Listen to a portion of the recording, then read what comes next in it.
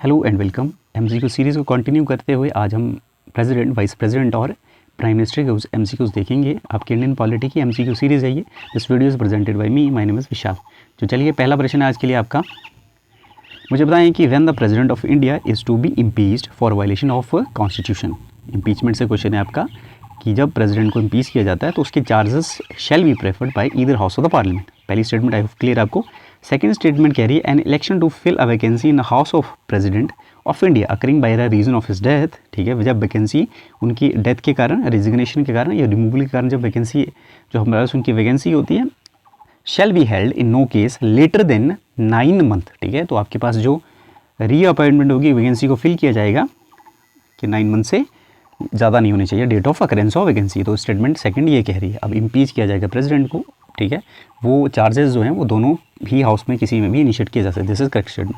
Second statement जो कह रही है इसमें एक्चुअली में 9 मंथ नहीं है। ठीक है, जो वैकेंसी होगी आपकी प्रेसिडेंट की इस केस में, रेजिग्नेशन के केस में, डेथ के केस में, रिमूवल केस में, वो आपको लगभग 6 महीने के विद इन करनी होगी नई अपॉइंटमेंट। ठीक है, तो विद इन 6 मंथ। तो 6 मंथ होता है, 9 मंथ इज़ इनकरेक्ट, इसके जगह पे 6 मंथ जो लिखा गया है। तो स्टेटमेंट आपसे करेक्ट पूछी गई है, तो आपके पास करेक्ट स्टेटमेंट है ओनली 1। तो इसका राइट ऑप्शन है आपके पास ओनली 1। चलिए नेक्स्ट पे मूव करते हैं। नेक्स्ट हमारे पास consider the following statement on the expiry of the term of 5 years by the President of India, the outgoing President must continue to hold office until his successor enter upon his office.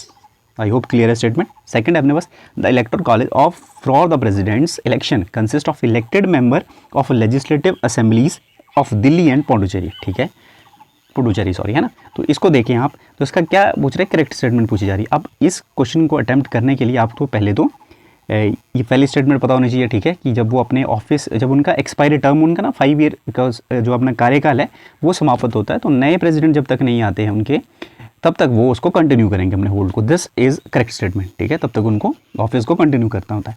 Second we have the electoral college for the president election. अब president के election से ये question पूछा जा रहा है, आपको president के इलेक्शन के बारे में ही पढ़ना है। तो प्रेसिडेंट के इलेक्शन में मेनली आप क्या करते हैं, कौन से पार्टिसिपेट करते हैं, जो आपके लेजिस्लेटिव असेंबली है उसके साथ आपके पार्लियामेंट के, ठीक है, जो इलेक्टेड मेंबर है ओनली, है ना, इलेक्टेड मेंबर जो हैं वही पार्टिसिपेट करते हैं। और इसमें लेजिस्लेटिव असेंबली जो है वो आपकी दिल्ली और पौंडुचेरी की भी पार्टिसिपेट करेंगी। तो इसमें करेक्ट स्टेटमेंट पूछी गई है, तो आई एम श्योर दोनों ये क्या है, ये करेक्ट स्टेटमेंट है। ठीक है, तो both A and B are correct statement.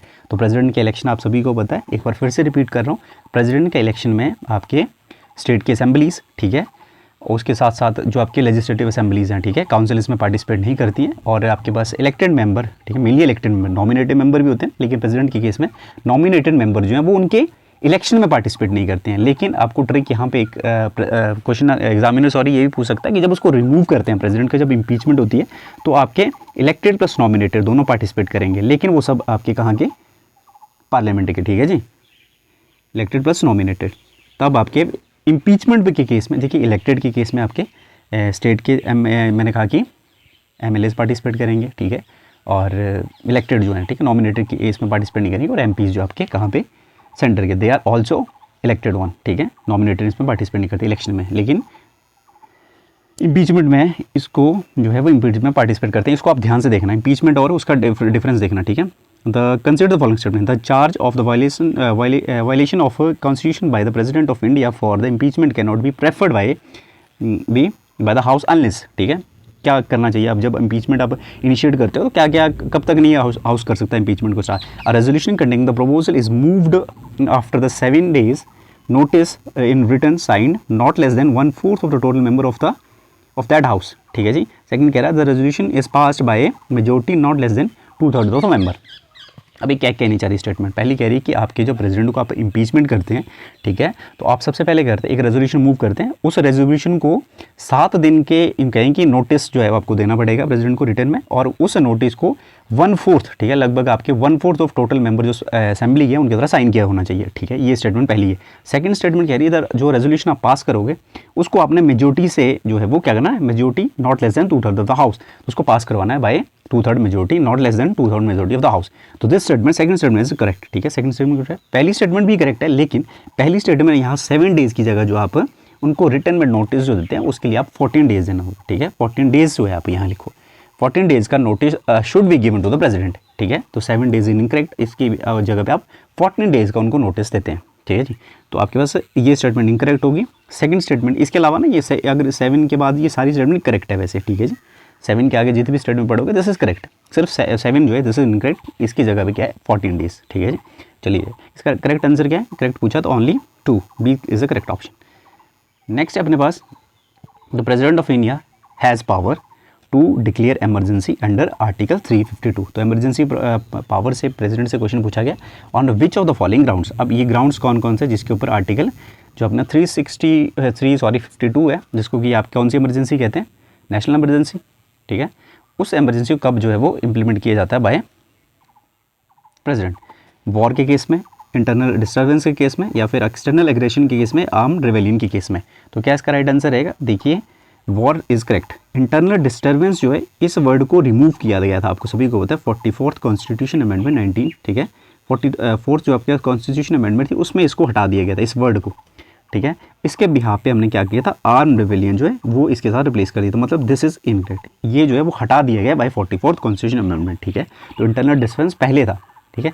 तो इसमें ना इंटरनल डिस्टर्बेंस के उस पर ही, ग्राउंड पे ही जो आपकी 1975 में जो कांग्रेस गवर्नमेंट के ड्यूरिंग इमरजेंसी लगी थी ना, ठीक है, तो वही इंटरनल डिस्टर्बेंस को यूज़ करके लगाई गई थी। लेकिन इसकी थोड़ी क्लेरिफाई किया है इसको बाय 44th कॉन्स्टिट्यूशन अमेंडमेंट की जब तक आप आर्म रिवेलियन नहीं होगी, ठीक है, आर्म्ड रिवेलियन नहीं तब तक आप जो आपके पास क्या है इसको आप इन्वोक नहीं कर सकते, ठीक है, आर्टिकल 352 को। तो war is correct, external aggression के केस में भी लगा सकते हैं आप, और आर्म्ड रिवेलियन। तो 1, 3 and 4 in option B, this is correct, ठीक है। चलिए नेक्स्ट पे मूव करते हैं। Next we have considered the following statement. The Constitution of India provides that the Vice President of India shall be ex officio Chairman of Council of State. This is correct statement. Second, we have the Constitution of India has not fixed any emoluments for the Vice President of India in that capacity. This is also correct. ठीक है, इनको Vice President के लिए वो मतलब जो इनको एमोल्यूमेंट्स दी जाते हैं वो वाइस प्रेसिडेंट के केस में नहीं, क्योंकि इसलिए दी जाते हैं क्योंकि ये एक्स ऑफिशियल चेयरमैन भी होते हैं किसके, राज्यसभा के। तो दिस इज ऑल्सो करेक्ट। तो both statement are correct, option C is correct. चलिए नेक्स्ट पे मूव करते हैं। Next we have the vice president elected by the electoral college consisting of, देखिए इसमें member of both house of parliament, ठीक है, आपके इलेक्टेड भी आ जाएंगे और नॉमिनेटेड भी आ जाएंगे। लेकिन जो याद रखना, जो वाइस प्रेसिडेंट की इलेक्टोरल कॉलेज उनको इलेक्ट करने के लिए जो इलेक्टोरल कॉलेज होता है, सेम आपका क्या होता है जब इम्पीच किया जाता है प्रेसिडेंट को, ठीक है, इम्पीचमेंट ऑफ प्रेसिडेंट के केस में भी सेम मेंबर पार्टिसिपेट करते हैं, मतलब member of both houses of parliament, दोनों लोकसभा के भी राज्यसभा के भी, उसमें आपके इलेक्टेड भी आ जाएंगे, नॉमिनेटेड भी आ जाएंगे, ठीक है। लेकिन वाइस प्रेसिडेंट के केस में ये किस में, इलेक्शन में, और अपने प्रेसिडेंट के केस में ये मेंबर का पार्टिसिपेट करते हैं उनको इम्पीच करने में, ठीक है जी। नेक्स्ट वी है which of the following bodies are headed by prime minister. Prime minister के द्वारा इनमें से कौन सी बॉडी हेड की जाती है, नेशनल इंटीग्रेशन काउंसिल भी हेड की जाती है, नेशनल वाटर रिसोर्सेज काउंसिल भी हेड की जाती है, नेशनल डेवलपमेंट काउंसिल भी हेड की जाती है, इंटर स्टेट काउंसिल भी हेड की जाती है, लेकिन जोनल काउंसिल को हमारे प्राइम मिनिस्टर हेड नहीं करते। तो option number 1, 2, 3 and 4 is an option C, और ये हमारे पास करेक्ट ऑप्शन है। So this is it from this particular video. Thank you so much for watching. See you in the next class. Bye bye.